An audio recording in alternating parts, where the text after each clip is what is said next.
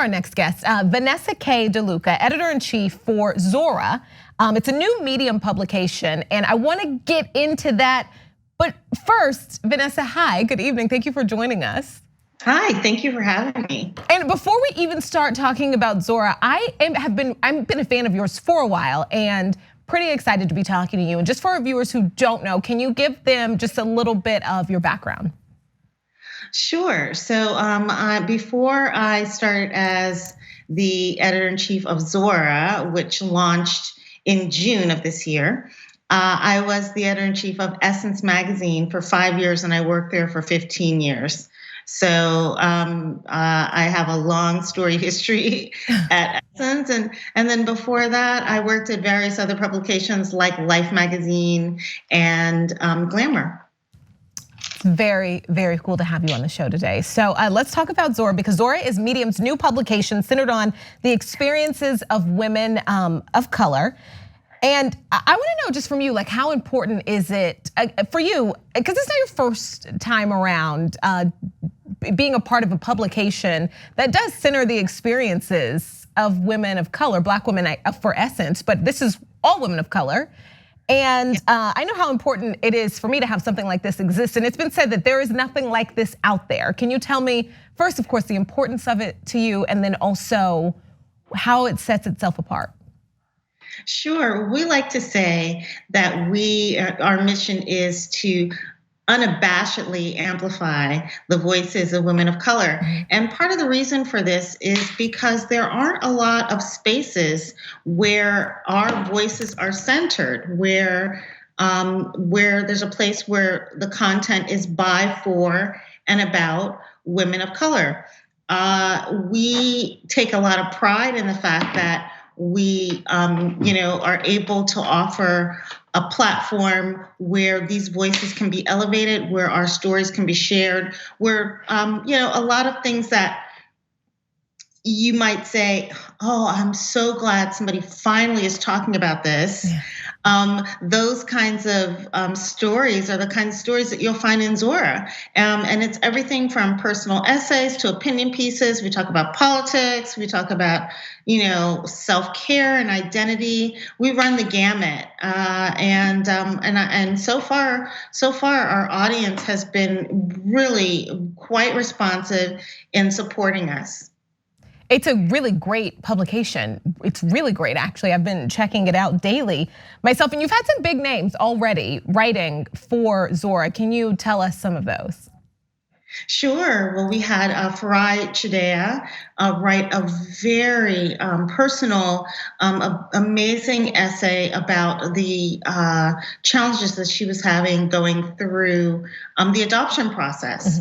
Mm-hmm. So that's that was one of our most popular stories. And then we veered to talking about politics and talking about the different candidates, the multitude of Democratic candidates in the race, and just taking a look at some of those platforms and what they stand for, and how we as women of color should be thinking about these candidates as we move into 2020.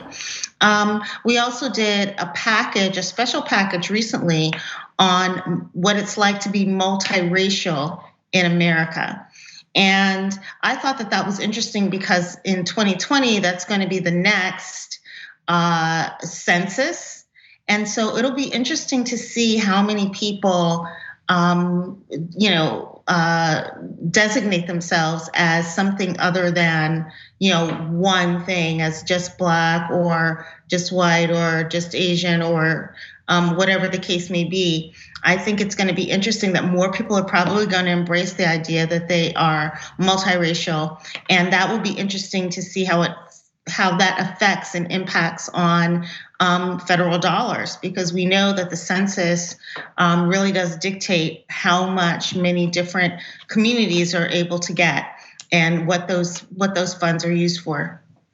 I love that. So just because I'm curious, what's the meaning behind the name Zora? Zora actually was inspired by two things. Okay. First of all, Zora means dawn, and we felt that this was the dawn of a new publication.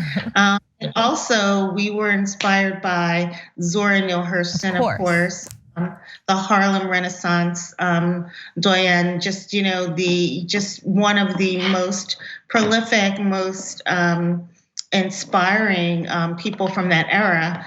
And just wanting to pay homage to her in some way, and to acknowledge that this publication is as unapologetic as she is.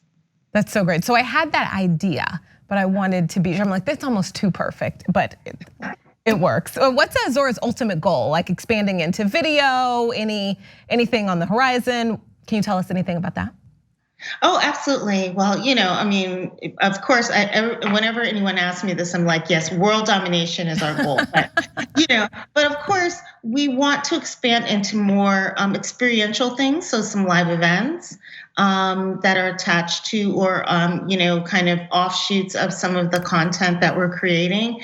Eventually, I can see a podcast in our future. That's great. I think just being able to give the voices that are in print, that are on the, in the digital space, to be able to give those voices another space where they can be elevated and they can be celebrated, I think is really important. And of course, I would love for us to be doing more in the social media space in terms of just conversations with the audience. Our audience is very engaged on social media. We have the largest following on Twitter, and we're growing on Instagram. And just to be able to engage those, that audience even more deeply and more meaningfully is something that's very important to us. That's great. I want to get back to you a little bit, because I did read this pretty cool article about you in Forbes. And it was a little bit about like leaving Essence and your next steps. And I want to know what it's like for you, because I think a lot of us, especially as media is kind of transforming itself for the good and then sometimes bad, and there's movement and changes, and everyone is open to different things and sometimes much better things. And what has this transition been like for you? It's been an extraordinary ride. I mean, if someone had asked me a year ago if I would be launching a digital platform, I would have said, oh, "You're crazy!" I really would have been very doubtful that would have happened. But the opportunity arose, and the idea that we could create a space for women of color who so very often their voices are sidelined or not, they are not appreciated, not given the full weight that they should be. To be able to create a space where that is the primary goal is very exciting. And so when Medium, when I brought this idea to Medium and they were open to it, I just thought, wow, what an opportunity. How often do you get to build something from the ground up? Yeah. I can't say that happens too very often in a lifetime. And so to have this opportunity was very important to me, and I'm loving every bit of it. That's awesome. Well, thank you so much for being here with us and chatting with us tonight. We really appreciate it. It's been great to learn more about Zora. Thank you. Everyone, I think we have a photo for you there too. Everyone should go and check out Zora.medium.com, Zora by Medium. It is a new online publication focused on voices of women of color. All right, thanks so much. Thank you. Thanks for watching The Young Turks, really appreciate it. Another way to show support is through YouTube memberships. You'll get to interact with us more. There's live chat, emojis, badges.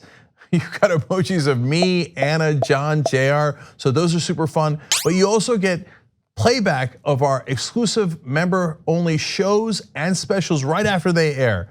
So all of that, all you gotta do is click that join button right underneath the video. Thank you.